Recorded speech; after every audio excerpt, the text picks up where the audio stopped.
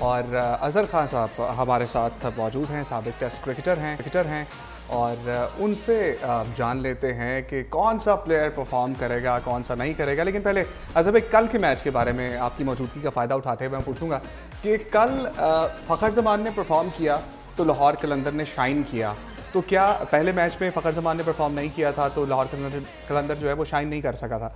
तो क्या डिपेंडेंट है फ़खर ज़मान की परफॉर्मेंस के ऊपर लाहौर कलंदर की परफॉर्मेंस?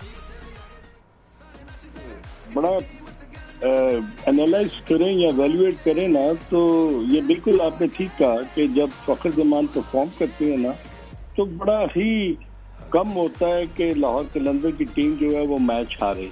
तो इट मीन्स कि उनके जो ओपनिंग जो पार्टनरशिप है या अब्दुल्ला शफीक के साथ उनकी जो पार्टनरशिप अगर बिल्ड करती है और शुरू में अगर वो सरवाइव कर जाते हैं। कल जो फ़खर ज़मान की इनिंग थी ना, उसमें मुझे सबसे अच्छी चीज जो लगी कि उन्होंने कोई जल्दी नहीं की और कोई ऐसा शॉट नहीं खेला जिससे उनके आउट होने का एहतमाल हो।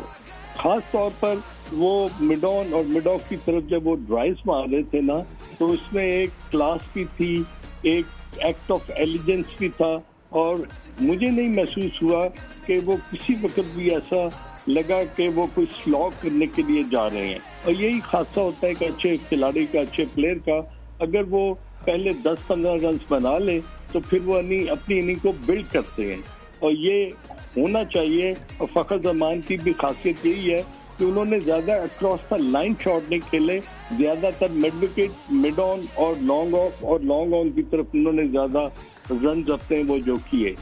इससे जाहिर होता है कि सैम बिलिंग की जो इनिंग थी ना, I think that was the icing on the cake. और उन्होंने इतने खूबसूरत तरीके के साथ 19 बॉलों में 50 रन किए। असल पावर हिटिंग का जो नजारा देखने में मिला वो सैम बिलिंग की थी। तो ऐसे खिलाड़ी जब निचले ऑर्डर में आके जब वो परफॉर्म करते हैं ना, तो फिर आप एक ऐसा हदफ हासिल कर लेते हैं जो कि ऑपोजिशन के लिए बड़ा मुश्किल हो। अज़हर भाई साथ ही रहे, शाहनवाज जमाल साहब ने भी हमें ज्वाइन कर लिया है। राना साहब, आज का मैच भी बहुत अहम है और बाबर आजम के लिए बहुत अहम है, अपने प्रूफ करने के लिए ख़ुद को जो उन पर तनकीद होती है उसके हवाले से बहुत अहम है। पहले मैच में परफॉर्म नहीं कर पाए हैं, तो आपको लगता है कि आज इस्लामाबाद की तगड़ी जो बॉलिंग लाइनअप है उसके अगेंस्ट बाबर शाइन करेंगे? पता क्या है, हमारी सारी क्रिकेट बाबर पर ही रह गई है बस। जब भी बात होती है हम बाबर को लेकर बैठ जाते हैं, जी बाबर यूं करेंगे तो होगा, बाबर यूं करेंगे तो होगा। भाई बात यह कि और भी खिलाड़ी हैं जो इस टूर्नामेंट में खेल रहे हैं, बाकी भी खिलाड़ी हैं जो इस टूर्नामेंट के अंदर शामिल हैं। आपने एक बंदे को इतना ज्यादा प्रेशराइज कर दिया है बेचारे को कि वो जो है वो जो अगर करना भी चाहता है तो कुछ नहीं होता, क्योंकि उसके इतनी ज्यादा एक्सपेक्टेशंस जो उसके साथ लगा ली जाती हैं कि बात ही बाबर की हो रही है कि जी आज बाबर कुछ करेंगे। भाई बात ये कि बाबर एक बड़ा खिलाड़ी है, वो किसी वक्त भी जो है वो अपनी फॉर्म जो है वो हासिल कर सकता है, लौट कर वापस आ सकता है। लेकिन जब हम उसके ऊपर सारा मलबा ही डाल देते हैं ना कि जी बाबर बाबर बाबर, तो फिर बाबर कुछ नहीं कर पाता। दूसरी बात ये है कि बाबर भी थोड़ा सा ना अब जल्दी करने लग गए हैं। बाबर को भी चाहिए कि थोड़ा सा रुक के खेलें, साथ वाले को कहेंगे यार तुम भी, अगर चौके छक्के नहीं भी लगते और जो रोटेशन है वो होती रहे तो एक ओवर के अंदर 6 रन से तो वैसे बन जाती हैं। और अगर कोई बुरा बॉल मिल जाए और एक चौका लग जाए तो फिर ये जो है ये 8, 9, 10 के ऊपर चली जाती है बात। तो बात ये कि असल में उसको भी थोड़ा सा जो है ना अब अकल के नाखून लेने चाहिए। और इतने बड़े वो खिलाड़ी हैं, दुनिया के इस वक्त जो टॉप प्लेयर्स हैं उनमें उनका नाम सरे फहरिस्त है। तो ये है कि उनको भी थोड़ा खेलना चाहिए। और लेकिन ये कि इसके साथ साथ टीमें वही जीतती हैं कि जो पूरे 11 लड़के जो हैं वो अपना जो है वो 100% दे रहे हो, वो चाहे बॉलिंग हो, चाहे वो मिडल ऑर्डर हो, चाहे वो टॉप ऑर्डर हो, चाहे वो लोअर ऑर्डर हो। लेकिन अगर सिर्फ किसी एक खिलाड़ी के ऊपर आप तकिया करके ये सोच लें कि आज जल्दी में बाबर नहीं कुछ करना है तो जीतना है या सैम नहीं कुछ करना है तो जीतना है, तो भाई ऐसे जीते नहीं मिलती। और इसके लिए जो है फिर आपको पूरा प्लान करना होता है। ठीक है राना साहब, अज़हर खान साहब भी हमारे साथ मौजूद हैं।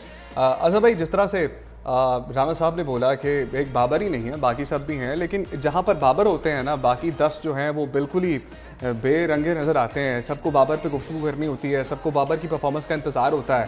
तो बाबर के लिए कितना इम्पॉर्टेंट है परफॉर्म करना और शटअप कॉल देना उन सबको जो कि बाबर के अगेंस्ट होते हैं? जो बात की है ना उसमें बिल्कुल हकीकत भी है और कोई उसमें मजाका नहीं कि जब आप टीम के मेन प्लेयर होते हैं ना तो ऑपोजिशन का एक नुक्ता नजर ये भी होता है कि वो जितनी जल्दी प्रेशर डाल सके ना अपने टॉप प्लेयर पर तो उसको आउट करने की कोशिश की जाती है। कहा जाता है कि वो उसको रन्स नहीं करने देने। तो ये एक एक्ट ऑफ एलिगेंस होता है जो कि बाबर को भी समझना चाहिए कि जिस तरह वो पहली इनिंग में आउट हुए हैं तो ये उनका खासा नहीं है कि वो इस तरह बड़ा लूज शॉट खेलकर और बड़ा एक जिसे कहते हैं ना technically he was not up there और उन्होंने बड़े आराम से बॉल को पुश किया, हवा में खेले और वो कैच हो गए। बाबर की इनिंग को बिल्ड करने के लिए उसका सबसे बड़ा जो उसको जरूरत है वो ये है कि ऑक्यूपेशन ऑफ क्रीज जो है ना, अगर वो पहले 6 ओवर सरवाइव करता है, रन्स करता है और 20-25 स्कोर अगर उसके अपने हो जाते हैं तो देन उसको अगले जो 8 ओवर है ना उसमें उसे स्ट्रेंथ ऑफ सेम्बलेंस लेके आनी है, फिर उसको अपने रन्स को एक्सेलरेट करना है, उसको चौके और छक्के जो है उनसे अपनी इनिंग्स को बिल्ड करना है। अगर वो ऐसा नहीं करता तो अगर वो 50 रन करता है और 50 में अगर वो 30-35 बॉल जो है वो जाया कर लेता है, इससे बाबर जो है ना उसकी खेल में वो निखार पैदा नहीं होगा। मगर जो राणा साहब ने बात की है बिल्कुल मैं सहमत करता हूँ कि इट्स अ टीम गेम और टीम गेम में जब तक सब परफॉर्म नहीं करते तब तक टीम नहीं जीतती और जीत के लिए आपको पार्टनरशिप बिल्ड करनी है, आपको ओपनर्स को और मिडिल ऑर्डर को लोअर ऑर्डर को परफॉर्म करना है। अगर ऐसा नहीं करते तो मुश्किलात जो है ना वो ज़ल्मी के लिए जरूर पेश आ सकती है। जी ठीक है। अजहर खान साहब साथ ही रहेगा, इस वक्त हमारे साथ मौजूद हैं अब्बास शबीर साहब, उनसे बात कर लेते हैं। अब्बास शबीर बताएगा कि इस वक्त क्या गहमा गहमी है, लोग आना शुरू हो गए स्टेडियम की तरफ मैच देखने के लिए, आज एक बड़ा मुकाबला होने जा रहा है, कैसी गहमा गहमी देख रहे हैं आप?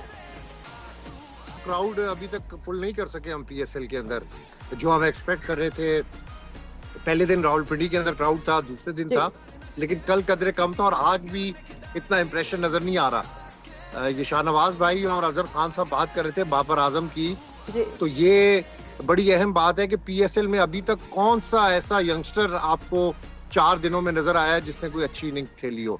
बेसिकली लीग्स होती हैं आपका टैलेंट सामने लाने के लिए, प्लेयर्स को मौका मिलता है कि वो खुलकर अपने क्राउड के सामने खेलें, फ्रीली खेलें, लेकिन अभी तक हमें कोई ऐसी गेम के अंदर कोई फ्री टू प्ले प्लेयर नजर नहीं आया। रिजवान ने एक सेंचुरी स्कोर की, उसके अलावा साइम अयूब ने वापसी की है, अच्छी वापसी है, लेकिन बात फिर वहीं पर आ जाती है कि बाबर आजम की परफॉर्मेंस एक क्वेश्चन मार्क है। बाबर आजम आप वनडे के अंदर उनकी परफॉर्मेंस देख लें, आप T20 में पास्ट के अंदर उनकी परफॉर्मेंस देख लें, उनकी ओवरऑल आप परफॉर्मेंस देखें तो एक क्वेश्चन मार्क है।